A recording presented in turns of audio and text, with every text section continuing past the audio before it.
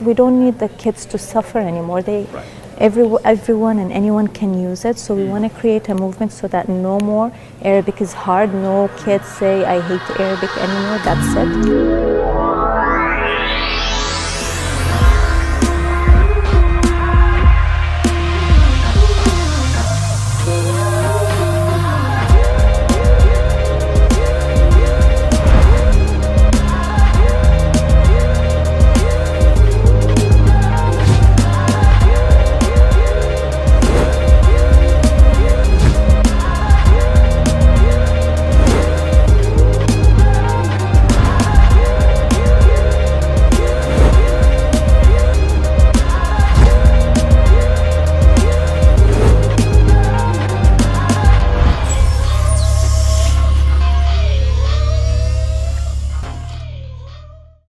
What's going on YouTube? AlphaProMega here, and I am very excited to introduce you to my brand new show, AlphaProMega. AlphaProMega is going to focus on interviewing entrepreneurs who have successfully navigated the difficult terrain of entrepreneurship to bring you the answers to your questions and help you along the way by educating you on how to succeed in the world of entrepreneurship around the globe.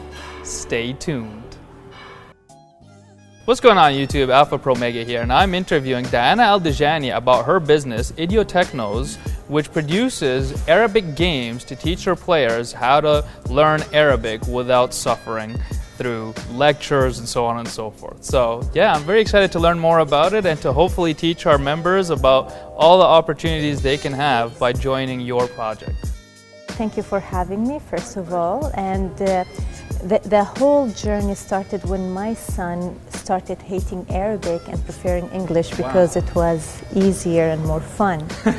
And I had a full-time job. I'm a computer engineer by profession. Then when I looked online, tried to find games to make it fun for him, I couldn't find it, so I made games for him. And I mapped the games to the school. Whatever the school is teaching, I would make a game specifically for that. With time, my friends started wanting these games, and then the job became very hard.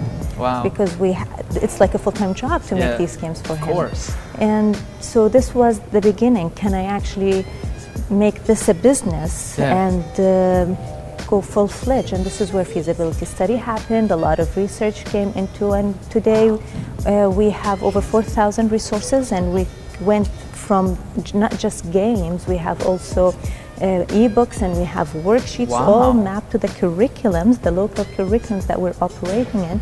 And we have users from all over 45 countries all over the world. 45 different countries? Wow, that's global, huge. I'm very interested in asking you about some of the roadblocks you faced while pursuing this entrepreneurial venture to create an Arabic game that educates the players. Well, if we're going to go back to the beginning, the first and the biggest obstacle is actually to start. Right. There's this battle, should I, am I the right person, do I have what it takes? Willpower. Is it validated? I'm doing it for my son, would it work for everyone? Okay, these are my friends.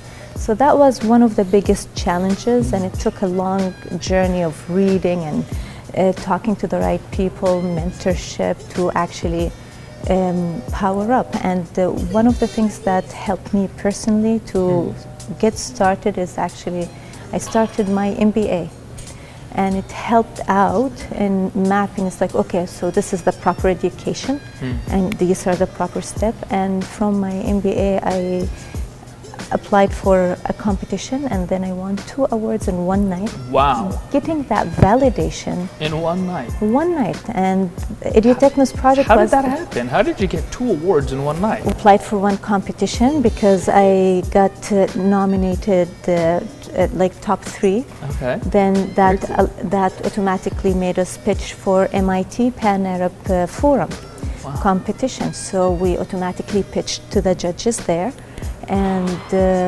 they selected, they gave me basically the award of Best Female Entrepreneur from the project, and that was very dear. And then the media started, the press, the phone wouldn't stop ringing. Wow. Schools want to join, and That's huge. And like within, This was in what year?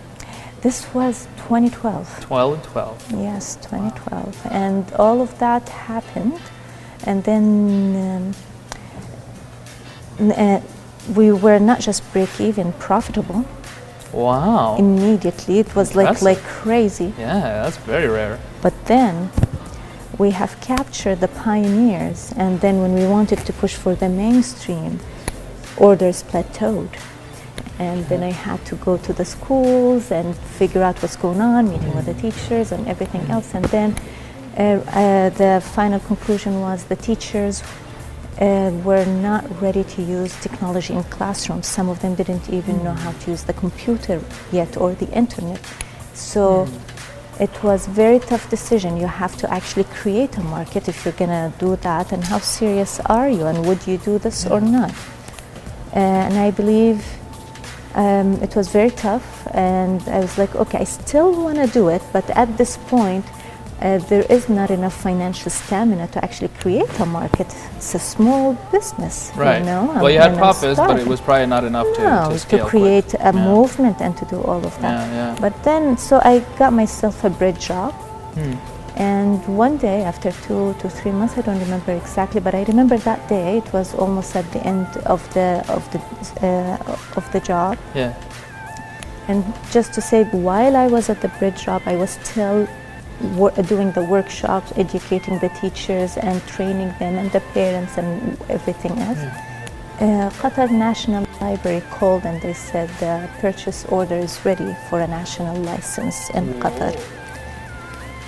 I flew to the center and they were asking what is the mailing address, and I was like, oh, can I just come?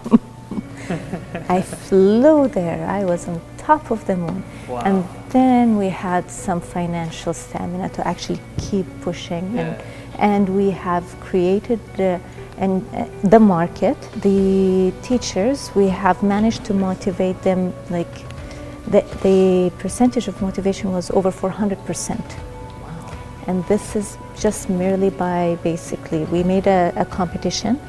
Only 3 teachers won, the first one, and within 3 months, you're talking about over 17 teachers won. So that's where the 400% comes in. So yeah, there are like the scalability is definitely on the Arabic language first, and with this new model, making it because we don't need the kids to suffer anymore. Everyone and anyone can use it. So we want to create a movement so that no more Arabic is hard. No kids say I hate Arabic anymore. That's it. And we want to take this also to international markets like China and India. And then the other scalability that we're going to be doing is other languages as well, and we're going to start with the Persian, Farsi, and Urdu. Really huge, actually. There are a lot of people who speak, Farsi in Canada. And Urdu as well. And the idea is because they use the same letters, and our new model have figured out where the agony is, and it can be mapped to them as well. I want to thank my guest today, Diana Al Dajani of eduTechnoz, for joining us and telling us about her beautiful business that uses gaming to educate players about languages such as Arabic, and for sharing her entrepreneurial experience so that we can all benefit from it. Thanks again for joining us today. It was really a pleasure. Thank you. If you enjoyed the show and if you took away anything of value from it, don't forget to subscribe and hit the bell so you can get notifications and tune in every time that we produce a new video for your enjoyment pleasure. Cheers.